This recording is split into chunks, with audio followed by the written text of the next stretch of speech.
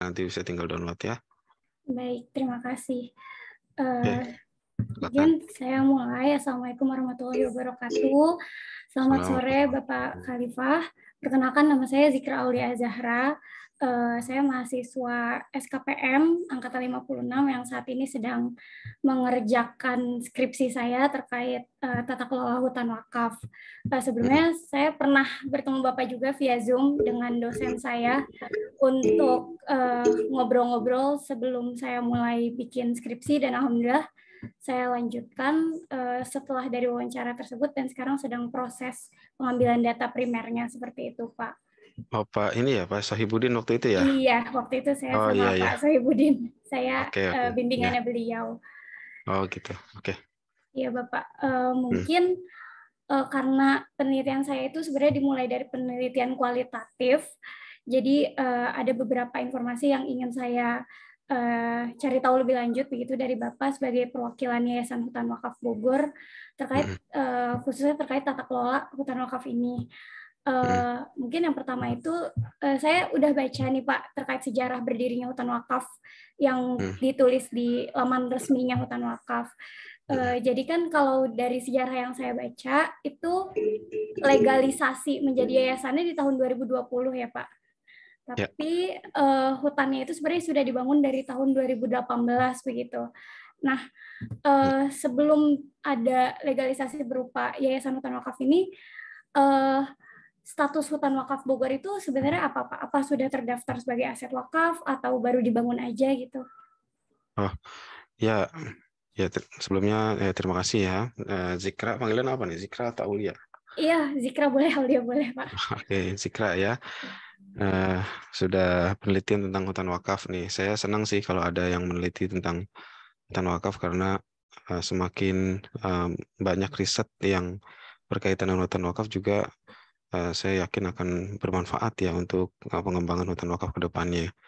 Paling tidak di tataran akademik ataupun researcher dulu, ya ke depan mudah-mudahan bisa bermanfaat untuk uh, ke depan ya secara praktis ya, dan juga mudah-mudahan juga bisa lebih apa ya didengar oleh pemangku kepentingan khususnya pemerintah begitu, Amin, supaya amin. juga pemerintah bisa proaktif ya dalam pengembangan hutan wakaf ya, sehingga hutan wakaf semakin bisa berkembang lagi dan menjadi gerakan nasional. Saya sih harapannya seperti itu ya. Nah, sebelum itu maka kita perlu contohkan yang bagus begitu ya, dan melakukan penelitian-penelitian ilmiah seperti ini sehingga hutan wakaf semakin bagus lagi ke depannya begitu. Oke, menjawab pertanyaan yang tadi berkaitan dengan sebelumnya seperti apa hutan wakaf ya sebelum tahun 2018. Ya, jawabannya belum ada gitu ya. Belum ada hutannya gitu. Karena kan waktu itu ceritanya kita mendapatkan sebidang tanah begitu ya.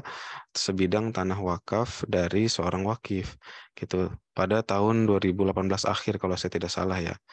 Segitu, atau 2019 kemudian kita juga baru apa ya, baru mengelola itu, baru mendapatkannya. Dan kebetulan waktu itu kami belum bisa mengurus legalitasnya seperti itu. Legalitas baik legalitas yayasannya, termasuk juga legalitas apa namanya tanah ataupun aset wakafnya begitu. Jadi kita baru bisa mengurus itu tahun 2020 seingat saya. Jadi sejak saat itulah resmi ya statusnya berubah ya menjadi aset hutan wakaf gitu. Gitu Mbak Zikra. Oh baik Bapak, berarti sebelum tahun 2020 berarti dalam kurun waktu 2018-2019 dia belum terdaftar menjadi aset wakaf juga ya Pak? Uh, Walaupun sudah mulai pembangunan. iya, 2018-2019 ya baru baru di, jadi belum ada apa-apa istilahnya, kita belum belum ada asetnya juga karena kan belum ada yang memberikan wakafnya gitu, ibaratnya belum ada lah gitu ya, belum ada. Jadi setelah ada baru kemudian kita urus legalitasnya begitu. Oh, baik Bapak, terima Hmm. kasih. Hmm. Selanjutnya terkait yang namanya aset wakaf itu kan ada ikrar wakaf ya Pak ya, yang saya baca Ya. itu. Hmm. Nah, ikrarnya itu aset wakaf ini ditujukan untuk mauquf alaih. Nah, untuk hutan wakaf sendiri itu di dalam ikrannya itu untuk mauquf alaihnya itu siapa ya Pak? Ya, wakaf alaihnya itu kita menulisnya sih bukan, kita nggak menyebut secara spesifik siapa mauquf alaihnya, tapi lebih ke programnya apa gitu, peruntukan wakafnya ya. Karena di akta ikrar wakaf itu tidak disebutkan, tidak harus disebutkan mauquf alaihnya itu siapa. Tetapi yang harus disebutkan adalah peruntukan wakafnya. Jadi wakafnya itu untuk apa gitu. Kan bisa aja orang yang berwakaf itu punya niat ya untuk mengatakan misalnya saya wakafkan tanah saya ini untuk masjid misalnya gitu ya. Jadi harus dikelola sebagai masjid gitu. Contoh ya. Nah, kalau di sini kita tulisnya itu aset wakaf ini atau tanah wakaf ini diperuntukkan untuk hutan ya, untuk penghijauan, termasuk juga lembaga pendidikan Islam dan juga kegiatan pemberdayaan masyarakat. Jadi tiga itu. Dan sebenarnya masih kita tulis dan lain-lain sih. Artinya biar fleksibel gitu, supaya kalau misalkan ada ternyata kegiatan di luar tiga itu masih bisa tercover gitu. Karena wakaf itu kan harus dikelola sesuai dengan peruntukannya. Jadi kita kasih koma dan lain-lain gitu. Tapi fungsi utamanya itu sebagai hutan. Jadi apapun yang dilakukan di situ, apakah tadi untuk misalnya lembaga pendidikan Islam ya, atau pemberdayaan masyarakat ya, itu semua harus berbasis kehutanan gitu. Karena fungsi utamanya adalah hutan. Misalnya mau bikin pemberdayaan masyarakat atau community development, ya bikinlah program-program community development yang berbasis kehutanan ya, misalnya kegiatan ekoturism gitu ya, kegiatan ekowisata untuk ya menikmati hutannya itu sendiri ya, seperti itu. Jadi ekonominya dapat ya, ekologinya juga dapat kira-kira gitu. Terus kalau misalnya mau bikin lembaga pendidikan Islam, bisa nggak di hutan wakaf? Ya bisa, ya silakan. Tapi bikin sekolah, konsepnya ya sekolah alam gitu, ya yang nggak begitu banyak bikin bangunan, sehingga nanti kalau dominan bangunannya bukan jadi hutan lagi, jadi taman gitu ya. Jadi eh, apapun yang di develop di tanah itu harus berbasis kehutanan, harus memperhatikan ya apa namanya luasan hutannya yang harus lebih eh, dominan, lebih banyak dibandingkan dengan bangunan-bangunan yang lainnya. Gitu, begitu ya, Zikra. Oh iya baik Bapak, berarti enggak ditulis secara spesifik misalnya khusus untuk masyarakat sekitar hutan atau bagaimana gitu ya Pak? Hmm. Nggak juga, karena kan hutan itu manfaatnya itu kemana-mana ya, ibaratnya manfaatnya itu bisa untuk orang yang di situ, sebetulnya secara nggak langsung juga untuk orang yang lain gitu ya, karena dia bisa menghasilkan oksigen kan gitu ya, oksigen Betul, betul. kemana-mana, emang kita bisa apa ya, kita bisa kurung di situ oksigen, oh ya jangan kemana-mana kan, nggak bisa begitu ya, termasuk juga bahkan untuk hewan ya kan, untuk burung ya kan, untuk apa namanya serangga ya, banyak ya binatang-binatang itu yang mendapatkan manfaatnya juga. Jadi sebetulnya hutan itu adalah satu ekosistem yang manfaatnya itu sangat banyak ya, tidak hanya untuk manusia tapi juga untuk makhluk hidup yang lainnya begitu. Betul. Terima kasih Bapak untuk jawabannya. Mungkin saya lanjut ke pertanyaan selanjutnya. Dari pihak Nazir, menurut Bapak, apa sih Pak yang membedakan pengelolaan hutan yang basisnya wakaf ini dengan pengelolaan hutan lainnya gitu? Ya, sebetulnya mungkin bisa sama ya dari sisi apa ya, dari sisi program ya, mungkin program kehutanan yang lainnya misalnya bikin program community development juga ya, misalnya program apa ya, ekonomi ya, misalnya bikin program tumpang sari misalnya ya, menanam kopi misalnya di lahan hutan kan bisa ya. Tanaman kopi itu kan tanaman yang bisa ditanam di bawah tegakan pohon, dia emang harus teduh gitu. Jadi pemberdayaan masyarakat berbasis kopi misalnya. Di hutan wakaf juga bisa kita buat seperti itu. Gitu. Jadi kelihatannya dari sisi program kasat mata bisa aja sama. Cuman yang membedakan, yang paling membedakan secara signifikan adalah status tanahnya. Gitu ya, status tanahnya saja sebenarnya. Gitu. Kalau yang lainnya status tanahnya bukan wakaf gitu aja. Kalau yang ini adalah wakaf. Nah, terus kenapa wakaf menjadi penting?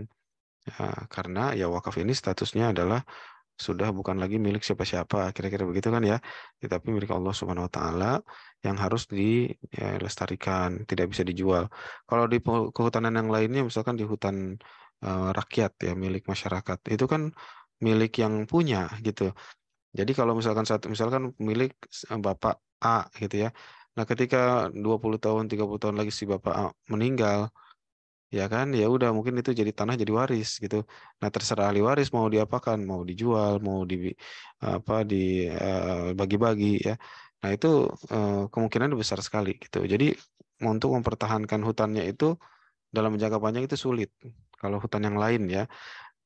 Termasuk hutan negara ya, kadang-kadang hutan negara juga dikonversi lagi jadi kebun lah, jadi perumahan lah ya kan, jadi tambang gitu ya. Nah, seperti itu. Nah, kalau ini hutan wakaf karena dia statusnya wakaf dan diperuntukkan untuk hutan, ya maka insya Allah lah ya harusnya sampai selama-lamanya ya harusnya hutan gitu. Makanya kita punya tagline di hutan wakaf itu hutan sampai kiamat gitu ya. Mudah-mudahan supaya benar-benar apa namanya awet dan lestari karena tadi kalau wakaf itu konsepnya itu tidak bisa dijual lagi, tidak bisa diwariskan lagi, tidak bisa dihibahkan, tidak bisa dipindah kepemilikan atas kepada orang lain ya dalam bentuk apapun lah intinya seperti itu. Jadi benar-benar apa namanya abadi. Apakah itu terlalu muluk-muluk atau terlalu halusinasi? Menurut saya enggak juga ya. Karena kita sudah lihat contoh-contoh aset wakaf itu yang sudah bertahan ratusan bahkan ribuan tahun. Ya, seperti contoh sumber wakafnya Utsman bin Affan di Madinah, kemudian kampus Al-Azhar Mesir itu udah ribuan tahun itu. Ya kan masih awet sampai sekarang Iya gitu. betul Kak. Iya, jadi saya yakin asal kita ngurus legalitasnya dengan baik gitu ya, dan juga dikelola dengan baik, siapkan juga SDM kader-kader yang bisa mengelola dengan baik. Makanya ke depan kita juga mau bikin pesantren ya, supaya kalau saya mati nanti ada yang Ada yang lanjutin gitu. lanjutan. Iya. Jadi ada yang lanjutkan gitu. Jadi jangan cuma kita siapkan tempatnya atau tanahnya juga, tapi juga orang yang mengelolanya juga harus ada gitu. Nah, next pembelian Insya Allah mungkin tahun ini kita akan beli lagi tanah dan kita fokuskan tanah itu untuk lembaga pendidikan ya, untuk mengelola hutan wakaf itu gitu. Jadi kita bikin pesantren supaya menyiapkan SDM untuk apa ya generasi di masa datangnya begitu. Gitu. Jadi yang paling memudahkan adalah status Status tanahnya. tanahnya ya Pak. Status Iya. tanahnya yang merupakan wakaf dan itu suatu apa ya aset yang kita semua yakin sangat sustainable ya, sangat sustainable dan bisa bertahan lama gitu. Insya Allah ya Pak ya. Ya, Hmm. karena memang nggak bisa kalau sudah jadi aset wakaf nggak bisa diubah bagaimanapun caranya gitu ya Pak. Iya. Makanya bisa sustainable. Baik, tadi kan menarik tuh Pak, saya dengar kalau salah satu upayanya adalah menyiapkan SDM-nya begitu. Hmm. Nah, kalau saya boleh tahu, sebenarnya apa aja sih Pak upaya Nazir dalam melakukan pengembangan hutan wakaf ini gitu, selain dari menyiapkan SDM tadi? Hmm. Ya, pengembangannya itu tentu kita pengen terus meluaskan luasannya ya. Itu yang penting juga. Jadi saat ini kan kita cuman ada 5 bidang tanah dan luas totalnya itu 1 hektar gitu. Nah, ini terus kita pengen perluas ya dengan menggalang donasi ya, menggalang dana wakaf gitu untuk kemudian kita beli lagi, beli lagi, beli lagi. Jadi semakin luas gitu. Semakin luas hutan wakaf kami yakin manfaatnya itu juga akan semakin besar. Ya, manfaat ekologinya, manfaat ekonomi, termasuk juga manfaat sosial begitu. Nah, itu satu. Jadi dari aspek luasan, ibaratnya itu satu indikator kesuksesan kita lah gitu ya. Jadi semakin luas ya paling nggak setahun bertambah 0,5 hektar atau 1 hektar gitu ya. Amin, Kedepannya sih amin. seperti itu ya. Jadi nanti ya mungkin 20 tahun 30 tahun lagi kalau sekarang satu ya berarti sekitar 30 hektar gitu kan udah lumayan ya Betul, betul. gitu. Nah, alhamdulillah nih dalam berapa ya dalam 2 tahun 3 tahun ya dalam 3 tahun ini kita udah dapat 1 hektar tapi kan yang paling susah yang pertama ya, yang paling susah itu yang pertama karena apa ya masih orang juga belum kenal dengan hutan wakaf gitu. Semakin ke sini alhamdulillah kelihatannya lebih mudah gitu. Donatur-donatur juga ada yang apa ya ada repeat wakaf gitu ya dan juga makin dikenal dan juga banyak yang bantu untuk mempromosikan. termasuk researcher seperti ini juga sebetulnya juga harus ikut bagian dari promosikan gitu. Kemarin juga dibantu sama BI, kemarin juga, video yang tadi itu dibantu sama Kementerian Agama.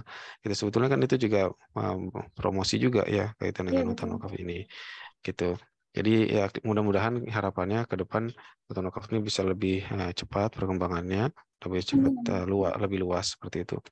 Yang kedua tentunya berkaitan dengan pengelola ya. Yang paling penting juga tentang pengelolanya gitu. Pengelola di lapangan SDM-nya itu harus ada gitu. Jangan sampai misalkan kita sudah membeli tanah, kemudian kita kelola diperuntukkan untuk hutan, tapi nggak ada yang jagain gitu.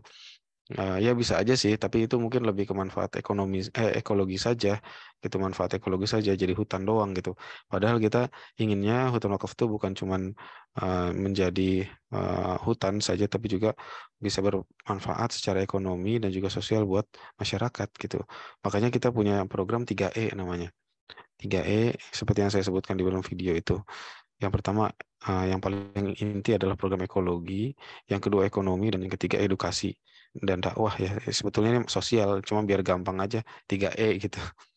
Sebetulnya ekologi, ekonomi dan sosial, tapi kita sebutnya eh, edukasi aja. Sebetulnya kan edukasi ini juga sosial juga gitu.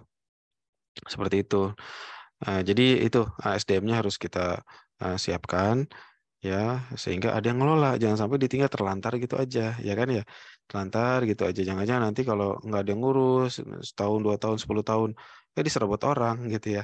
Namanya juga tanah kosong, ibaratnya tanah bukan kosong, maksudnya tanah hutan gitu ya, nggak ada yang liatin, orang orang orang perhatikan kok nggak ada yang tengokin, jangan-jangan orang udah nggak ada, udah dibabat dijadiin kebun misalnya, nah kayak gitu kan bisa aja.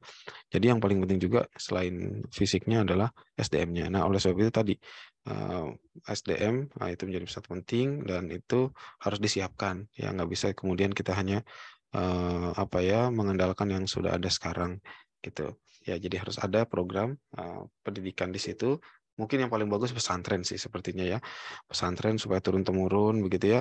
Ada eh, apa ya santri lah yang jagain itu tanah dan juga bukan hanya menjagain tapi juga ngembangin begitu.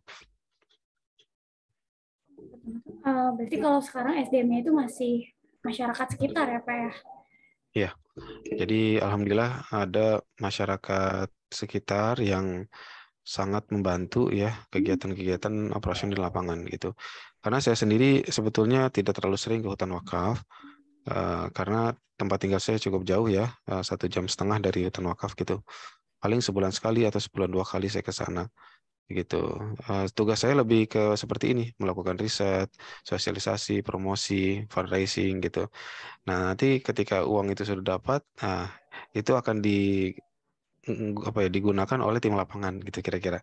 Ibaratnya saya yang nyari duit, mereka yang ngabisin duit lah kira-kira gitu. Ya Oh iya, kayak misalkan kemarin ada bantuan apa namanya bantuan korban longsor gitu, longsor kita ya. bikin kegiatan open donasi. Setelah dapat, saya lupa ya sekitar 20 juta lebih gitu. Nah itu kita transfer aja ke mereka, mereka yang atur di lapangan, distribusi, bagi-bagi sembako, uang cash, ada juga bantuan biaya sewa rumah. Keluar Ya rumah ya. kemudian yang penting kita terima laporannya seperti itu. Jadi begitu pola kerjasamanya. Kami sangat terbantu oleh mereka. Mereka walaupun orang lokal tapi well educated gitu ya. Ya.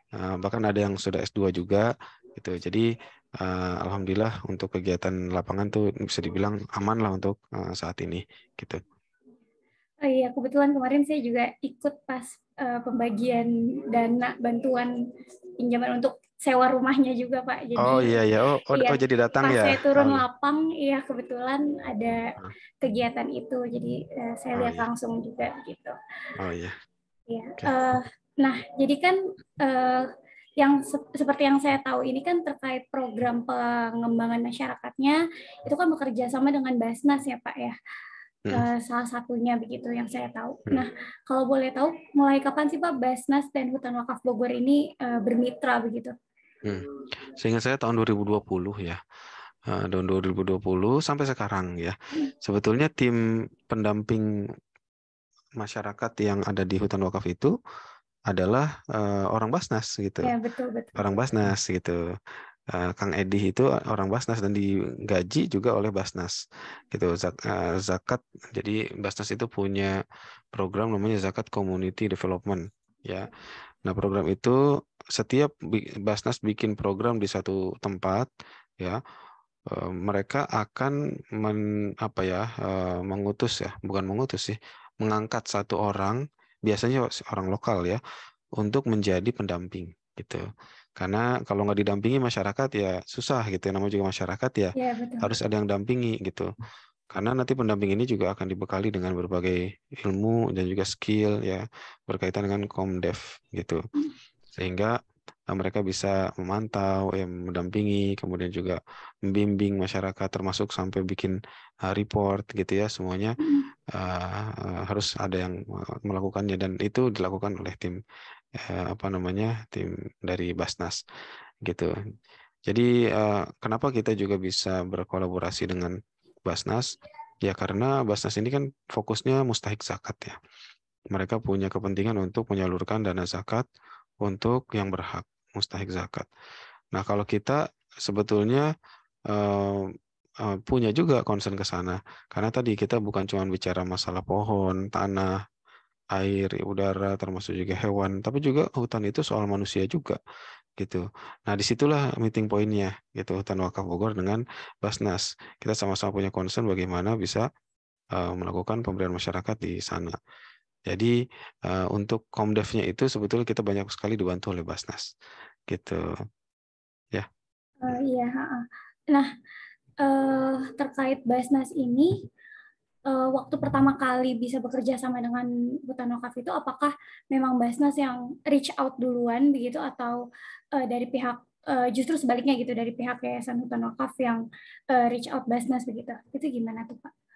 Hmm, jadi kebetulan kan kita punya orang-orang Basnas itu kan banyak yang dosen IPB ya atau alumni IPB gitu ya. Jadi kita Oh iya, kenal. iya. Jadi saya nggak tahu siapa yang mempengaruhi duluan gitu ya atau yang duluan. Pokoknya kita berkomunikasi, diskusi sampai kemudian mereka sepertinya tertarik ya dengan program hutan wakaf dan mereka survei begitu. Mereka survei dan kelihatannya oke, ya udah ya, kita bikin kerjasama seperti itu. Oh iya, gitu ya, Pak. Kebetulan kan saya kemarin sudah sempat wawancara dengan pihak Basnas ya, Pak, ya, Hmm. terkait program ZCD Basnas di Hutan Wakaf ini juga. Hmm. Nah, dan saat penjajakan juga saya baru tahu ternyata yang menjadi lokasi untuk program ZCD ini hanya di Hutan Wakaf 1 dan 2. Itu ada alasan tersendiri nggak, Pak? Kenapa hanya di Hutan Wakaf 1 dan 2 gitu, tapi di hutan wakaf yang di kampung satunya itu enggak gitu? Ya, eh, ya sebetulnya pertama mungkin dana juga terbatas ya. Dananya tidak bisa mengcover sampai semua daerah begitu, itu satu. Yang kedua juga biar fokus gitu, biar fokus di satu titik dulu ya, karena hutan wakaf 1 dan 2 itu sebetulnya satu zona, dekat aja bisa jalan kaki. Adapun hutan wakaf zona 3 itu harus naik kendaraan seperti itu. Mau naik kendaraan pun bisa 10 menit lah gitu, lumayan jauh gitu. Nah, walaupun masih satu desa gitu. Jadi itu. Dan faktor ketiga sebetulnya juga untuk waktu itu ya kita kerjasama di saat yang bersamaan, bekerja sama juga dengan Kementerian Agama, Kemenag, Direktorat Pemberdayaan Zakat dan Wakaf gitu. Nah, waktu itu Kemenag itu sudah kerjasama dengan kita di zona 3 gitu. Jadi biar nggak campur aduk gitu. Nah, biar fokus ya masing-masing. Nah, jadi untuk zona 3 itu kita set untuk programnya Kemenag dan yang lainnya Basnas. Walaupun pada kenyataannya kita selalu ketika dalam dalam promosi ataupun branding gitu selalu kita sebutkan ini sebetulnya program kolaborasi semuanya begitu. Oh, baik, baik. Berarti di saat ada kerjasama dengan Basnas, yang Kemenak itu juga barengan ya, Pak, waktunya? Ya, barengan. Sampai ini kan video yang barusan saya kasih kan juga eh, video baru ya, video baru dan baru publish ya berapa pekan yang lalu dan itu dibuat oleh Kemenag. Ya, Kemenag Oh, datang dan kita syuting gitu ya di Hutan Wakaf Zona 3 gitu. Jadi walaupun sebetulnya kerjasama dengan Kemenag ini sudah berakhir, sudah selesai gitu, tetapi kita masih melakukan kerjasama kecil ya, seperti pembuatan sosialisasi ataupun promosi tentang hutan wakaf ini gitu.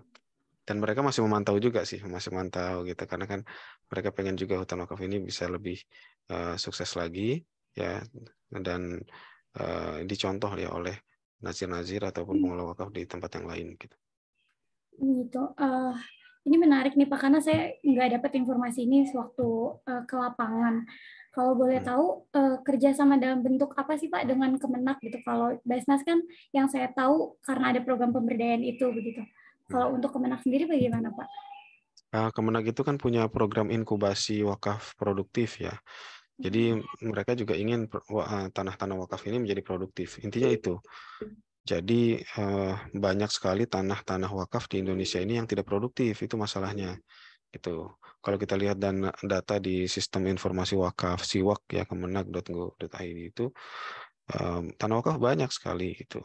Tapi banyak yang nggak produktif, itu nggak dikelola gitu. Nah, dalam rangka itulah ya Kemenag ini melalui Direktorat Zakat Pemberdayaan Zakat Wakaf, ya, mereka ingin membuka ya atau memberikan satu pilot project di beberapa titik juga begitu. Tapi fokusnya ke wakaf kalau mereka. Gitu ya, ke pengembangan wakaf produktif. Kalau SNAS kan lebih ke zakat ya. Walaupun pada kenyataannya bisa juga dikembangkan di atas tanah wakaf gitu.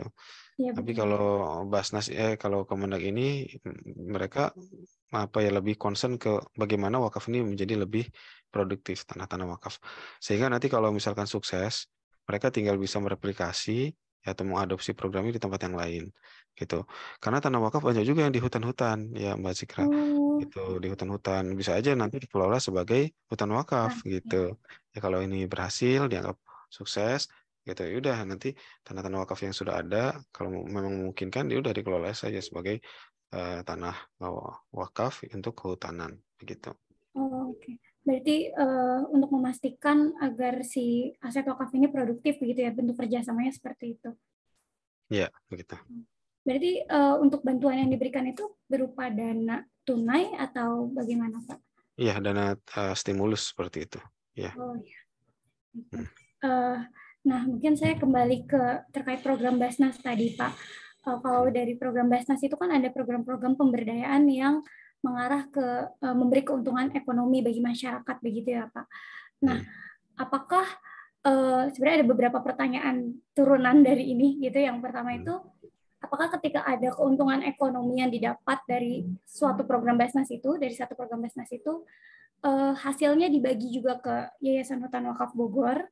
Itu yang pertama. Dan yang kedua, terkait mungkin perencanaan, monitoring, dan evaluasinya terkait program ini, apakah itu dilakukan secara bersama-sama dengan Yayasan Hutan Wakaf Bogor atau jalan sendiri aja gitu Basnas? Meskipun begitu, di atas atau di lokasi di lokasi Hutan Wakaf Bogor itu bagaimana Pak? Ya, untuk pembagian ini ya, pembagian profit ya, selama ini sih yayasan belum pernah mengambil ya, karena masyarakat juga masih merintis dan profitnya juga belum begitu besar, apalagi kemarin juga kena longsor lagi gitu ya, jadi programnya juga sedikit terganggu begitu. Ada juga yang trauma gitu ya, tidak kena tapi trauma gitu, takut kena longsor lagi seperti itu. Jadi programnya sempat khususnya untuk di zona 1 dan 2 ya, Ya itu betul. cukup terganggu sekali ya programnya, karena kemarin ada bencana itu. Walaupun sekarang sudah mulai bangkit lagi begitu. Nah, sebetulnya konsepnya sih seperti kita itu akan mendapatkan apa ya, bagi hasil lah dari usaha itu. Nazir kan boleh ya mengambil Ya. bagi hasil dari usaha produktif yang dilakukan. Nah, ini juga penting untuk sustainability dari yayasannya juga Yayasan. kan. Betul. Yayasan itu kan nanti perlu pendamping itu kan perlu apa ya, perlu digaji begitu. Seperti pendamping yang kita sekarang ini kan, kenapa masih mau menjadi pendamping, karena masih digaji oleh Basnas. Tapi kan program Basnas itu ada masa waktunya maksimal 3 tahun. Mungkin tahun ini Oh, sudah selesai gitu ya, sudah selesai karena dari tahun 2021 20 kalau nggak salah, 21 2 ya harusnya udah mau selesai nih. gitu. Oh, begitu. Ya, jangan-jangan sebentar lagi begitu. Nah, semenjak itu nanti siapa yang menggaji mereka gitu. Nah, kalau nggak digaji kan susah juga ya gitu. Nah, oleh sebab itu kita tetap perlu ya untuk membagi ya, sebagian untuk kelompok pemberdayaan masyarakat, sebagian lagi untuk yayasan. Tapi itu konsepnya. Ya, dalam kenyataannya Hmm, kita belum pernah iya. mengambil. Kenapa? Karena memang profitnya belum seberapa. Yang penting biar masyarakat tuh growing dulu gitu ya, Hmm, berkembang dulu, bagus dulu. Setelah bagus, nanti barulah kita bicara soal itu. Walaupun sejak awal sudah dikasih tahu ya konsepnya seperti itu, tapi dalam praktisnya kita belum ya belum mengambil kayak gitu. Nanti kalau sudah besar, kita ingatkan lagi, baru kita bicara lagi soal itu gitu. Oh. Itu yang pertama ya. Yang kedua tadi apa ya? Iya, jadi terkait programnya ini, Pak, untuk perencanaan, monitoring, dan evaluasi, apakah Hmm, dilakukan bersama dengan Yayasan Hutan Wakaf Bogor, hmm, mengingat hmm, itu kan programnya Basnas ya, Pak, ya? hmm. Atau pihak Basnas melakukannya sendiri gitu? Oh, iya, tentunya bersama-sama ya. Ada report yang jadi gini, kalau untuk program Basnas itu pendamping itu berkewajiban untuk membuat monitoring, kemudian juga reporting ke Basnas langsung, gitu. Ya, tapi pada kenyataannya kita apa ya bicara apa ya kita koordinasikan terus, gitu. Jadi kita melakukan meeting. Jadi ibaratnya saya sebagai ketua hutan wakaf dengan pendamping lapangan yang orang Basnas itu satu level gitu, mitra gitu. Ya, tanggung jawab pendamping itu langsung ke Basnas tapi gitu. Tapi dia juga harus selalu berkoordinasi dengan saya gitu Oh, sebagai begitu. apa ya ketua yayasan di hutan wakaf gitu. Nah, jadi Oh, sebenarnya Basnas kalaupun mau minta laporan, mintanya bukan ke saya, tetapi hmm, mintanya ke pendamping itu. Walau pada pendamping. kenyataannya dalam pembuatan reporting juga kita buat bareng-bareng gitu ya, kita buat Hmm, sama-sama dengan apa namanya dengan pendamping pendamping. lapang seperti Oh, itu. begitu. Jadi, Walaupun eh, ya, jadi bentuk kerjasamanya itu bikin reportnya bareng-bareng ya, bukan iya. Bapak Edi sebagai pendamping itu report ke Bapak gitu ya. Bukan, karena kita posisinya kan setara, sejajar ya. Jadi dia report langsung ke Basnas. Walaupun pada kenyataannya kelihatannya program zakat community development ini nggak tahu ya, saya dengar udah dicukupkan gitu ya Iya, oleh pemimpin atau pimpinan Basnas yang baru, sehingga nggak tahu nih apakah dilanjut atau nggak. Kelihatan sih enggak ya. iya kemarin Mungkin sih cek katanya juga begitu, Pak. ya berarti betul ya. Berarti mungkin nggak lama lagi sudah stop program dari Basnasnya. Dan ya berarti kita harus berjalan. Tapi alhamdulillah sih sebetulnya program dengan Basnas ini mestinya 3 tahun ya, dari 2020, 21, 22. Waktu itu ada 3 kali pencairan dana ya harusnya, tetapi yang terjadi realisasinya itu hanya 1 tahun pertama gitu. Jadi programnya itu hanya setahun 2020 gitu. Jadi sebetulnya nggak begitu berjalan sesuai dengan rencana gitu Oh, untuk ini begitu. karena tadi ada pergantian pimpinan, pergantian kebijakan dari Basnas seperti itu. Oh, begitu. Tetapi masih untungnya pendampingnya masih dibayar sampai sekarang. Jadi itu aja. Basnas itu nggak ngasih apa-apa lagi sejak 2021, tapi masih apa namanya membayar ya, membayar pendamping lapangnya itu aja. Pendamping. Nah, paling kalau ada bantuan-bantuan langsung gitu ya kayak pas bulan puasa gitu ada aja apakah makanan atau apa bingkisan gitu. Paling gitu-gitu aja distribusi begitu aja. Bantuan yang sifatnya itu konsumtif gitu. Oh, begitu. Berarti sekiranya nanti programnya eh, udah selesai nih dari Basnas, mungkin juga sebenarnya sekarang sudah selesai gitu, itu tetap akan dilanjutkan oleh Yayasan Hutan Wakaf Bogor sendiri ya, Pak, dengan program yang sama atau bagaimana rencananya? Oh ya, sebetulnya kita nggak bergantung ya dengan Basnas tentunya. Hmm, Ya Basnas itu sangat membantu ya memberikan kita ilmu. Yang paling penting sebenarnya ilmu ya, ilmu Komdev. Karena ketika awal-awal kita berkolaborasi itu saya sering diikutkan dalam pelatihan-pelatihan latihan. Komdev gitu ya. Bagaimana apa namanya melakukan apa ya appraisal gitu-gitu. Ya apa namanya ya banyak lah tools-tools dalam Komdev itu. Kemudian juga dikasih dana stimulus juga gitu ya. Dulu kalau ke hutan wakaf itu pipis saja susah gitu ya, harus ke rumput-rumput di semak-semak gitu ya. Ya itu air nggak ada juga kan, gitu. Ada sih banyak, cuman nggak harus dialirin kan, nggak ada toiletnya gitu. Nggak ada listrik gitu. Nah ini semenjak ada Basnas, semenjak ada Kemenak, ke hutan wakaf menjadi lebih nyaman karena udah ada air, udah ada listrik, ya jalannya juga sudah kita perbaiki gitu. Nah ini sebetulnya jadi satu modal yang bagus banget. Jadi walaupun nanti Basnas sudah mencukupkan programnya di situ, ya tentu kita insya Allah akan tetap bisa jalan ya seperti itu. Oh, baik. Berarti untuk ide programnya pun dari awal juga sebenarnya dari Yayasan Hutan Wakaf Bogor ya Pak ya, nggak bergantung Basnas yang bikin gitu programnya, terus Yayasan Hutan Wakaf Bogor ngikut aja gitu. Iya, jadi kita kolaborasi sih. Ya, sebetulnya untuk program pemberdayanya pun sebetulnya Basnas minta proposal dari kita, Oh gitu. gitu. Jadi di proposal itu akan dikaji, dipelajari oleh mereka. Kalau mereka udah oke, mereka akan oke gitu, akan ACC ya, kemudian mereka akan membiayai seperti itu. Jadi emang dari awal juga sebetulnya program pemberiannya itu inisiatif dari kita Dari dengan masukan-masukan, ya, revisi-revisi dari Basnas gitu. Basnas. Oh, baik, baik. Mungkin lanjut ya Pak. Terkait, sekarang saya mau lanjut bertanya terkait aparatur pemerintah setempat gitu. Ada nggak sih Pak keterlibatan gitu mungkin dari kepala desa atau yang lainnya begitu untuk Kalau kepala pengelolaan hutan desa, wakaf Bogor ini? hmm, ya tentunya mereka terlibat ketika ada urusan-urusan berkaitan dengan administrasi pertanahan ya. Seperti itu misalkan kita beli tanah baru, kemudian kan kita mau mengurus legalitasnya, balik nama, kemudian melakukan akta apa ya, pembuatan akta wakaf. Nah, itu semuanya harus melibatkan pemerintah setempat ya. Seperti desa, lurah, desa ya di sana mah, dan juga camat gitu. Seperti itu. Dan paling keterlibatan mereka sebatas itu, dan juga paling kalau ada acara-acara ya diundang datang gitu aja sih gitu. Selebihnya saya kira belum begitu kelihatan. Ya paling yang lumayan dirasakan manfaatnya itu kayak perbaikan jalan ya. Eh, Alhamdulillah akses ke hutan wakaf itu lebih baik ya sekarang karena ada bagian-bagian yang sudah di aspal gitu, udah rapih, jadi mobil juga lebih nyaman kalau mau ke sana gitu. Itu aja Iya, sih. Yang semoga. lainnya, lainnya paling pernah ini ya, pemerintah itu pernah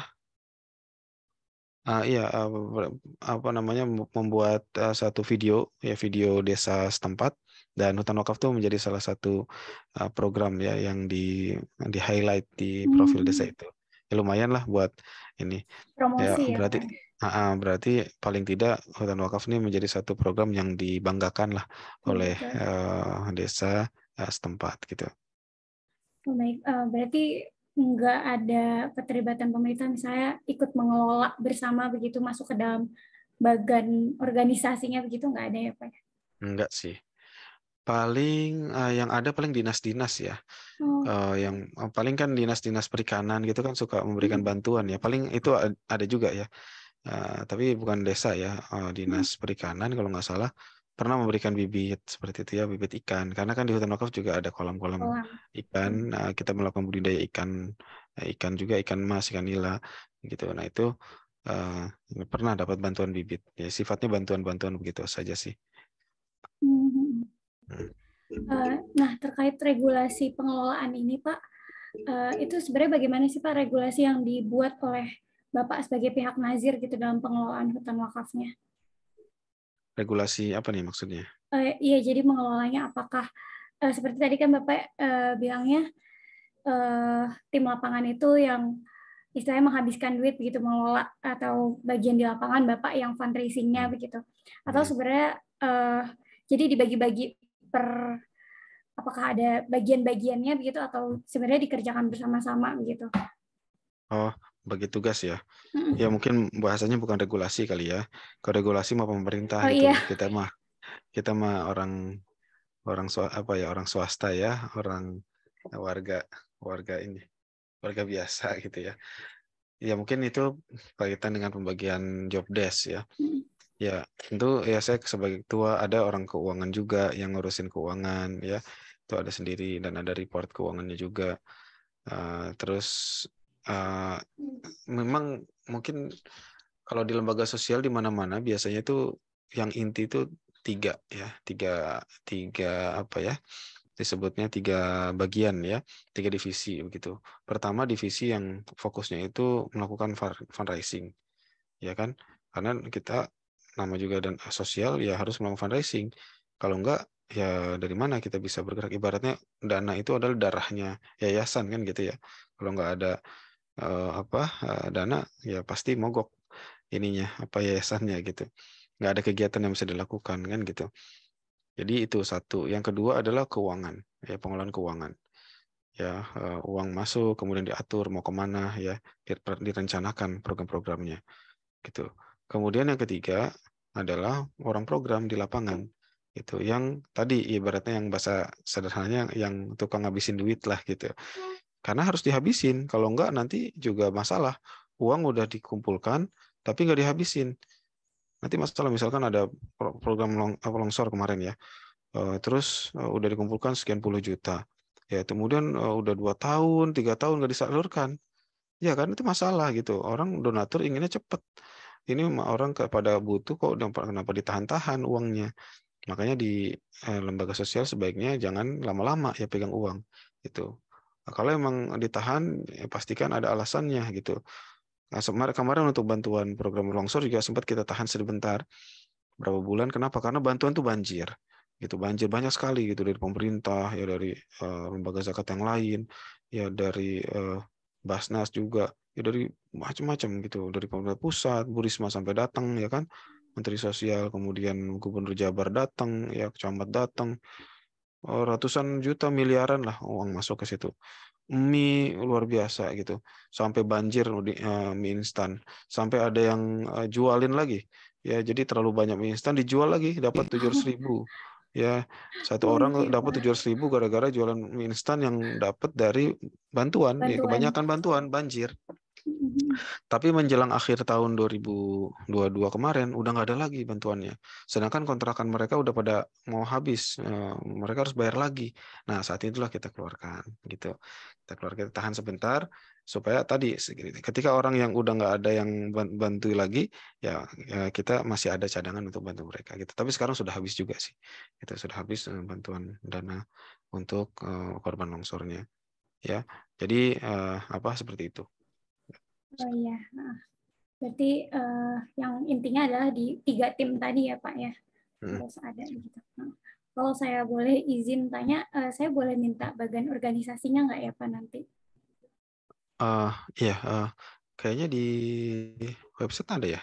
Di website masih Kita kita, tulisannya kita nggak. lorem ipsum gitu Pak, Oh belum gitu ya. ada. Iya, Oh iya. Emang kita nggak bikin bagannya sih, tapi kita bikin strukturnya saja begitu. ya Uh, untuk strukturnya struktur. begitu ya. Sama mungkin saya lanjutkan ya Pak ya, terkait pemilih ini lebih ke uh, pembangunan. Saat pembangunan itu kan saya baca di website itu ada dapat banyak bibit ya Pak ya, bahkan sampai 1.000 bibit ditanam begitu. Nah, yang saya baca juga pemilihan bibit itu didasari oleh tanaman-tanaman yang sekiranya produktif gitu, baik secara ekologi maupun ekonomi. Nah, kalau boleh tahu sebenarnya apa sih Pak target yang ingin dicapai gitu dari penanaman pohon tersebut gitu, baik secara ekologi maupun juga untuk ekonominya? Iya. Kenapa? Pertama mungkin keberagaman ya. Kita ingin menanam pohon yang beragam, bukan pohon yang seragam. Misalnya seragam tuh satu hamparan tanah ditanam satu pohon aja misalnya, semuanya ditanami pohon cengkeh semua ya. Karena cengkeh bagus ya di situ, tumbuh dengan bagus dan produktif. Mungkin tanahnya dan iklimnya cocok ya, sehingga tanam cengkeh di situ sangat menguntungkan dan itu setiap tahun bisa berbuah, itu bisa lumayan menguntungkan secara ekonomi. Tapi secara ekologi itu kurang bagus gitu. Ya itu ibaratnya itu bukan lagi jadi hutan tapi jadi kebun gitu ya.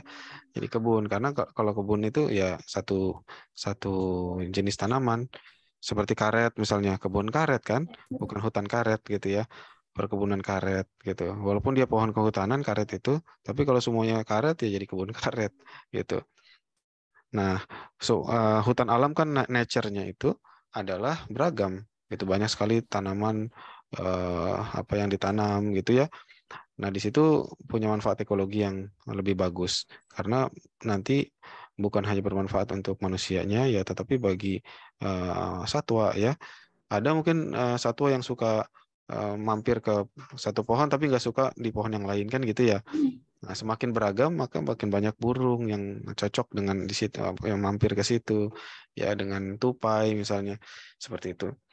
Nah, jadi itu kenapa kita tanam pohon-pohon yang beragam, tidak satu apa namanya jenis, supaya memang benar-benar jadi hutan lah gitu. Nah, terus kenapa yang produktif? Ya itu karena bisa menghasilkan manfaat ekonomi. Ya kita upayakan menanam pohon kehutanan ya tetap, tapi harus produktif. Misalnya pohon kehutanan itu apa? Pohon kehutanan maksudnya pohon besar kan, seperti pohon duren. Ya, itu kan juga produktif ya. Cengkeh tadi. Ya, terus apalagi petai. Ya, petai itu bagus juga di sana. Itu kalau lagi musim wah bagus ya, seperti itu. Terus tanaman buah lain seperti nangka misalnya. Jadi hijaunya dapat ya, pas panen juga dapat gitu. Di sana juga ada pohon kolang-kaling misalnya. Ya, pohon kolang-kaling airnya, niranya bisa diambil jadi gula coklat ya, brown sugar. Jadi gula merah gitu. Sedangkan buahnya jadi kolang-kaling seperti itu. Nah, jadi manfaat apa namanya untuk apa satwa ataupun hewannya itu juga banyak ya. Secara ekologi bagus, secara ekonomi juga sebetulnya bagus dan lebih menarik sih hutan yang beragam itu ketimbang hutan yang monokultur ya. Gitu kelihatannya kayak kebun aja jadinya gitu. Baik. Nah, tadi kan Bapak sebut kayak ada pohon-pohon yang bisa dimanfaatkan gitu, sekiranya juga bisa menghasilkan uang gitu. Itu boleh dimanfaatkan oleh siapapun atau ada syarat begitu Pak, kayak harus izin dulu atau hanya boleh untuk anggota yang saya tahu kan ada anggota dari kelompok pemberdayaan begitu. Itu bagaimana Pak? Uh, Ya, tentu dimanfaatkan oleh yang mengelola ya. Tetapi nanti hasilnya itu bisa di-share ya ke mana apa ya, untuk sama seperti kegiatan-kegiatan apa namanya, kegiatan ekonomi di hutan wakaf kan, misalkan ada warung ya, ada warung di situ ya, mereka ketika mendapat uang ya mereka akan mendapatkan untuk mereka, tetapi nanti kan ada persentasenya gitu, berapa yang untuk mereka, berapa yang untuk yayasan. Kita juga apa ya, mengalokasikan berapa yang untuk mereka infakkan gitu, kalau nggak salah 5% Oh, ya. begitu. Jadi ya mereka ada kewajiban infak 5% dari semua pendapatan. Ini untuk mengajari ya, membiasakan mereka untuk walaupun bagaimana ya terbiasa ya, harus biasa melakukan infak ataupun wakaf gitu. Karena mereka juga mendapatkan penghasilan dari aset wakaf gitu. Seperti itu. Oh, iya. Jadi apa namanya yang mengelola hutan wakaf itu ya Pak, yang mungkin bisa dibilang boleh mengambil hasil dari hutan-hutan itu Ya, gitu, tapi iya, bisa dibagi gitu, baik dari iya, infak atau yang lainnya iya, begitu. betul. Ya mereka yang ambil, ya kenapa? Karena mereka yang merawat kan, Hmm. gitu. Masa orang yang nggak tahu dari mana tiba-tiba ngambil gitu kan? Jadi mereka yang berhak lah untuk memanen. Tetapi tadi ya bukan mereka, berarti mereka semua yang menikmati hasilnya. Tapi harus diinikan. Saya ingat waktu itu usaha apa ya, warung ya kalau nggak salah di zona 1 itu sempat cukup banyak ya untungnya, dan mereka waktu itu yayasan belum mengambil juga walaupun udah lumayan, tapi mereka alokasikan sebagiannya untuk kegiatan santun anak yatim gitu Oh, ya. Jadi ketika ada acara maulid kalau nggak salah atau acara apa ya saya lupa, nah mereka ada santunan nih anak yatim. Nah, uang santun anak yatim atau santunan anak yatim itu diambil dari keuntungan usaha mereka di hutan wakaf. Seperti itu oh contohnya. begitu ya, menarik ya Ya. Pak ya. Ini Mm-mm. justru menurut saya yang membedakan hutan dengan skema wakaf dari hutan lainnya ya Pak ya. Hmm. Saya baru tahu juga gitu. Nah, mungkin pertanyaan penutup ya Pak ya. Ya. Eh, Kalau dari Bapak sebagai nazir gitu, apa sih Pak tantangan terbesar mengelola hutan yang skemanya wakaf gitu? Iya. Tantangan itu mungkin bisa dapat atau bersumber dari internal ataupun eksternal ya. Eksternal itu berarti di luar yayasan gitu. Kalau internal itu di dalam yayasan atau nasir. Tantangan yang ada yang saya rasakan ya justru berasal dari internal sendiri sih. Bukan dari eksternal. Dari eksternal justru sangat support sekali gitu. Pemerintahnya ibaratnya nggak ada yang gangguin gitu. Ya, jadi nggak ada yang gangguin. Semuanya itu mendorong kita untuk terus berkembang. Baik pemerintahnya, kalau kita lihat ABCGM ya, konsep ABCGM itu kan ya pentahelix. A-nya itu academician, kemudian bisnis, kemudian community, kemudian government dan juga media. Itu semuanya mendukung gitu. Ini contoh nih, Zikra dari kalangan akademisi kan mendukung, alhamdulillah melakukan riset-riset. Kemudian dari Insya bisnis Allah. juga alhamdulillah ya banyak instansi ya yang mendukung kita gitu. Misalnya Bank Indonesia kemarin juga mempromosikan hutan wakaf di depan banyak perusahaan-perusahaan ya untuk menyalurkan CSR-nya ke salah satunya ke hutan wakaf seperti itu. Kemudian dari community dari masyarakat juga alhamdulillah ya mereka sangat support, sangat senang gitu. Kemarin saya wawancara di zona 3, kita baru buka warung di zona 3. Kalau untuk zona 1 itu udah cukup lama ya, walaupun sempat tutup agak lama juga gara-gara longsor. Tapi untuk yang di zona 3 nih baru buka lagi gitu. Dan saya tanya kemarin, gimana perkembangan? Alhamdulillah katanya udah balik modal gitu ya. Ya, alhamdulillah, jadi mereka senang gitu. Itu. Jadi community itu alhamdulillah. Kemudian partisipasi dalam program apa namanya edukasi, ngaji, bimbingan baca Quran itu juga cukup tinggi. Udah berapa tahun ini alhamdulillah istiqomah ya, masih berlanjut gitu. Kemudian dari media nih yang penting juga ABCGM kan media. Nah, media juga alhamdulillah gitu. Seperti misalkan Republika belum lama bulan Desember kemarin di edisi detik-detik tutupnya Republika yang Oh iya, edisi kertas ya, edisi iya betul edisi betul koran. edisi koran kertas itu kita masih sempat terbit, tapi mereka sekarang online gitu. Jadi alhamdulillah media juga mencorot. Kalau dibuka juga di Google, di banyak media itu sudah ikut meliput ya kaitan dengan hutan wakaf ini. Jadi alhamdulillah semuanya mendukung gitu. Cuman yang justru jadi masalah kelihatannya dari aspek internal. Ya internal kita kelihatannya mungkin SDM-nya juga masih semuanya ini masih sifatnya itu part-time gitu ya. Oh Nah, iya. kita punya mungkin resolusi tahun ini kita harus punya SDM yang full-time gitu. Yang part-time tetap ada sebagai jadi ada dua lapis ya. Saya mungkin tetap aja part-time. eh, tapi yang part-time ini sifatnya voluntary ya, nggak dibayar. Nanti kita pengen punya yang lapis kedua, yang full-time dan ini yang profesional yang dibayar supaya bisa betul-betul fokus ya mengurusi hutan wakaf ini. Oh Seperti itu. begitu. Jadi mudah-mudahan dengan begitu eh, apa ya sebenarnya nggak ada masalah sih hutan wakaf sampai sekarang gitu ya. Cuman kami merasa perkembangannya agak sedikit lambat gitu. Um, Walaupun ya alhamdulillah sih ada aja ada gitu ya progres progres. ya Kak ya. Oke. Promosi juga jalan terus ya orang-orang juga pada eh, meliput tentang hutan wakaf. Hari ini ada 3 akademisi kok kontak saya nih, Oh bukan cuma iya. Zikra ya. 1 Zikra, 2 dari mana ya? Dari IPB juga tapi dari KSHI Hmm. dia mau meneliti tentang tanaman obat ya di hutan wakaf. Satu Hmm. lagi barusan dari UGM, dosen UGM, dia promosikan hutan wakaf dalam seminar nasional yang di situ hadir wakil ketua MPR gitu Insya ya. Allah ya. Jadi alhamdulillah gitu. Jadi iya saya merasa hutan wakaf ini sambutannya bagus sekali dari masyarakat. Betul Baru betul. kemarin juga saya rapat di MUI. Saya juga anggota MUI di bagian Hmm. Lembaga Pemulihan Lingkungan Hidup LPLH MUI. Eh, MUI insya Allah tahun ini mau eh, punya rencana untuk punya hutan wakaf MUI namanya gitu. Hmm. Dan kemarin saya juga diminta pendapatnya bagaimana gitu ya. Hmm. Jadi alhamdulillah perkembangan hutan wakaf ini bagus. Eh, dan sebenarnya gini ya, eh, kita itu yang paling penting adalah bukan cuma mengembangkan sebelum ke situ ya jadi di satu sisi kami merasa perkembangannya agak lambat gitu ya di secara internal atau secara apa ya secara yayasan gitu ya, yayasan kita sendiri gitu. Tetapi kita melihat di luar perkembangan malah bagus gitu. Hmm. Artinya gini, sebenarnya yang menjadi indikator keberhasilan kita itu bukan hanya apa namanya bukan hanya eh, yayasan kita sendiri yang berkembang gitu. Tetapi kita ingin menjadi benchmark atau contoh saja gitu. Ibaratnya small but beautiful gitu ya, kecil tapi cukup cakep lah untuk Betul. dijadikan contoh gitu. Contoh. Nah, itu aja sebetulnya supaya menginspirasi yang lain untuk membangun hutan wakaf di tempat yang lain Mm, gitu. Jadi kami sebetulnya yang menjadi concern juga bukan hanya luasan hutan wakaf kami sendiri yang berkembang, tapi juga hutan wakaf di tempat-tempat yang lain. Dan ini menjadi indikator keberhasilan kami juga. Kalau misalkan ada orang yang terinspirasi dari kami, kemudian dia bikin hutan wakaf di tempat yang sama, itu kita hitung gitu ya, hitung sebagai keberhasilan kita juga berhasil. Betul. gitu.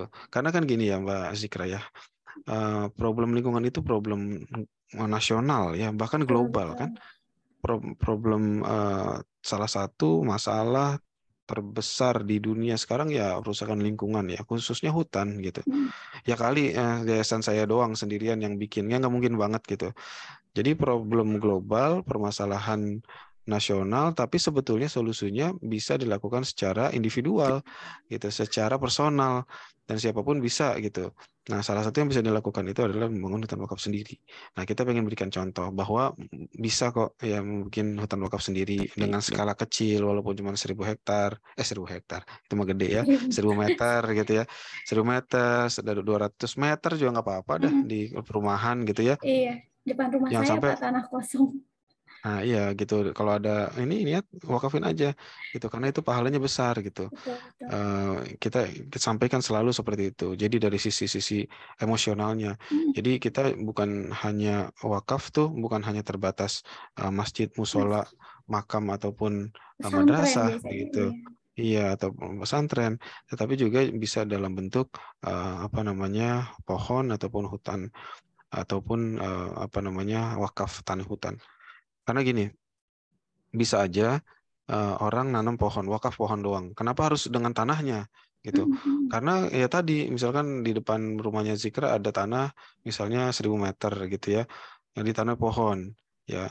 Tapi tanahnya statusnya punya orang gitu. Ya mungkin nanti pohonnya baru tumbuh 5 tahun udah Tebang. ditebang lagi untuk Betul. bikin rumahnya dia gitu. Jadi kurang lengkap rasanya kalau cuma wakaf pohon doang. Bagusnya juga sama tanah-tanahnya sekalian biar pohonnya itu punya Mm, tempat. Ibarat beli mobil punya garasinya gitu. betul, Ya betul. jangan parkir sembarangan. Nanti ditebangin orang. Saya berapa kali nanam di dekat rumah saya, nanam-nanam, ada yang di dekat rumah, ada yang di dalam rumah. Saya udah nungguin berapa pohon udah besar ditebangin orang ya, karena saya nanamnya sembarangan juga gitu. Ya, ya kita nggak boleh Nggak marah bisa, juga, ya. nggak boleh marah karena ya kita habis kita nanam di tempat orang gitu kan, gitu orangnya Betul, mungkin betul. merasa terganggu, dipangkas terus, nggak ditebang habis sih, dipangkas terus gitu, Mm, jadi nggak gede-gede pohonnya gitu. Nah jadi apa namanya, kalau dibilang kendala ya sebetulnya bisa dibilang ya kita merasa ya, nggak tahu sih sebenarnya apakah ini benar-benar kendala, tapi kita di secara internal ini merasa perkembangannya agak lambat. Sebetulnya masih bisa banyak yang bisa dioptimalkan ya secara internal gitu, tapi kita di satu sisi yang lain sudah cukup merasa puas gitu ya, puas. karena Mm, alhamdulillah perkembangan masyarakat apa ya literasi masyarakat mengenai hutan wakaf ini semakin meningkat, dan pertumbuhannya juga kelihatannya cukup bagus. Yang mudah-mudahan dalam waktu yang nggak terlalu lama bisa menjadi gerakan nasional gitu. Ya, amin. begitu kita Zikra. Baik, Pak. Mungkin menarik ya Pak kalau dibikin ada program internship gitu Pak untuk mahasiswa. Karena sekarang mahasiswa kan ramai cari internship gitu ya Pak. Oh Bisa iya, iya. kayaknya. Sebetulnya pernah kita buat seperti itu, magang ya. Iya, Dan ada juga yang sudah mengklaim sebagai MBKM ya. iya betul. Gitu. Ada. Mungkin nanti kita buat lagi ya. Karena betul mahasiswa ini apa ya sangat apa ya namanya potensial sebetulnya. Betul, Kekuatan betul. kampus itu sebenarnya bukan dosen ya. Kekuatan kampus itu mahasiswa. Karena Betul. mahasiswa kan banyak sekali gitu. Mudah-mudahan ya bisa kita buka lagi untuk Hmm. mengisi kekurangan SDM ya di apa namanya di hutan wakaf ini. Gitu. Iya. Punten Pak, saya ada dua pertanyaan tambahan simpel mungkin. Yang Ya. pertama, kalau boleh tahu, untuk hutan wakaf sendiri itu sudah ada petanya belum ya Pak? Peta wilayahnya gitu, atau masih pakai dari Google? Belum ada. Kita apa ya dari Google aja begitu. Oh, baik. Ya, berarti saya ambil yang dari Google aja nanti. Hmm, hmm. Terus yang kedua, ini sebenarnya pertanyaan di luar penelitian saya, tapi saya penasaran sih Pak. Kalau mungkin sepengetahuan Bapak sudah ada atau belum sih Pak obrolan gitu mungkin di tingkat pemerintah akan adanya skema baru di luar hutan private dan juga hutan negara gitu dengan adanya hutan wakaf ini gitu. Iya, sebetulnya saya kan sering ngobrol juga dengan dengan otoritas zakat wakaf ya. Sudah mulai mengemuka nih gitu hutan wakaf di kalangan pemerintahan gitu.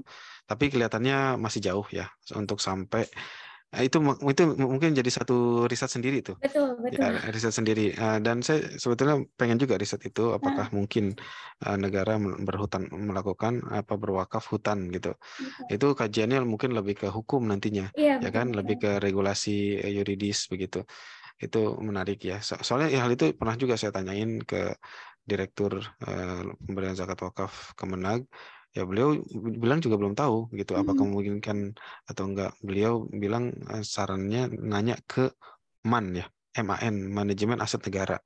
Itu yang lebih mengetahui soal itu seperti itu. Tapi yang jelas potensinya sudah ada karena kita sudah punya regulasi khusus wakaf kan ya, Undang-Undang 41 tahun 2004, kemudian kita juga punya Undang-Undang Agraria, terus juga sebetulnya contoh negara berwakaf itu sudah ada. Negara mewakafkan tanahnya untuk wakaf masjid, tapi itu sudah ada. Tapi baru sebatas masjid. Nah, berarti kan udah ada paling enggak ya potensinya. Ya, tinggal dikembangkan ke yang lain gitu. Apakah bisa KLHK misalnya ya membuat satu skema hutan yang baru kan sekarang kan ada 3 kan, Iya. hutan produksi, hutan konservasi, hutan lindung kan. Lindung. Itu bisa mungkin satu lagi nanti hutan wakaf gitu ya. Nah, tapi tentu harus diubah dulu tuh undang-undangnya gitu. Betul, Nah, betul. jadi mungkin masih panjang ya, kita nikmati aja ininya. Yang penting kita ramaikan dulu aja karena gini, pemerintah itu tidak mungkin membuat satu undang-undang regulasi itu yang mengawang-awang. Ya, mengawang-awang. Artinya regulasi itu dibuat ketika emang dibutuhkan. Ngapain juga dibuat kemudian nggak ada eksekusinya misalnya gitu. Nah, jadi mungkin nanti kalau memang sudah perlu ya bisa aja dibuat gitu. Misalkan nanti Badan Wakaf Indonesia datang ke KLHK gitu ya misalnya ya, sama dengan Kemenag juga datang ke KLHK bicara soal hutan wakaf ini. Kemudian saya membayangkan misalnya Badan Wakaf Indonesia menjanjikan menggandeng investor gitu ya untuk mengelola hutan itu.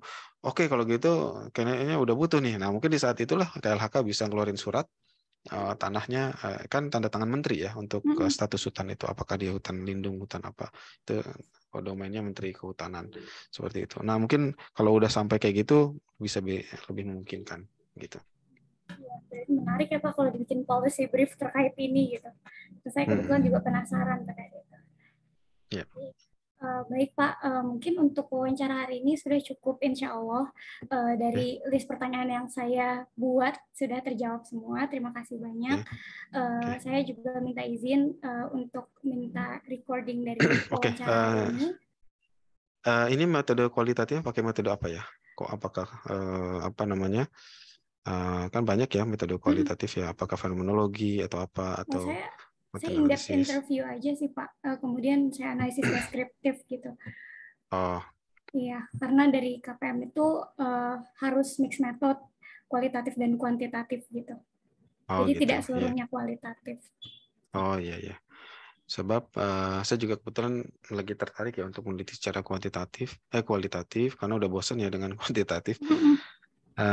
Ya kan sebetulnya kualitatif itu banyak ya, banyak juga cabangnya seperti tadi fenomenologi, ada etnografi, ada grounded theory gitu, atau konten analisis misalnya. Konten analisis bisa yang kualitatif, bisa yang kuantitatif juga ya.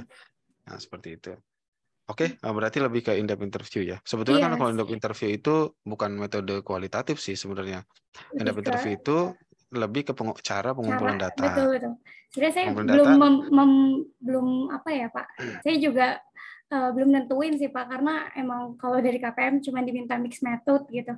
Dan sejujurnya saya baru dengar yang tadi Bapak sebutkan juga hari ini gitu. Oh ada metode-metode itu. Ya, jadi in-depth interview termasuk juga FGD, kan mirip-mirip aja ya. Intinya mendapatkan data teks. Sebenarnya nanti kan harusnya kenapa saya rekam dari awal itu supaya Zikra punya proof gitu, punya bukti Betul. sudah ngambil data videonya, dan nanti yang penting juga harus ditranskrip Iya, ya. saya buat Jadi transkrip habis ini. nanti omongan saya ini ditranskrip gitu ya. Nanti itulah yang menjadi bukti ini. Nah, biasanya kalau nanti jadi ini tuh baru ngambil datanya gitu, belum nanti analisis datanya. Olahnya. Nah, nanti analisisnya macam-macam tuh, bisa pakai konten analisis, pakai yang lain gitu. Jadi Saya cari tahu lebih buat lanjut ya, buat Pak. dibuat coding gitu. Oh, baik. Ada softwarenya, misalkan menggunakan NVivo gitu ya. Oh, iya. Kebetulan saya punya beberapa tutorial NVivo di YouTube, channel YouTube saya bisa diinikan gitu. Oh, baik, Bapak. Gitu. Saya search Tapi nama Bapak aja ya. kalau ini diupload di YouTube apa boleh? Boleh, boleh, Bapak. Karena mungkin nanti ada mahasiswa yang nanya-nanya juga. Hmm, Soalnya banyak nih yang wawancara sama saya. Jadi sebelum nanti pertanyaannya sama ya. wawancara, daripada mungkin ngulang-ngulang, mendingan saya suruh nonton dulu Oh, yang iya. nggak ada aja baru ini gitu ya. Iya, iya. Oke, Baik, Bapak. Terima kasih banyak, Bapak, untuk insight juga, ya. untuk insight barunya yang Oke. saya dapat hari ini.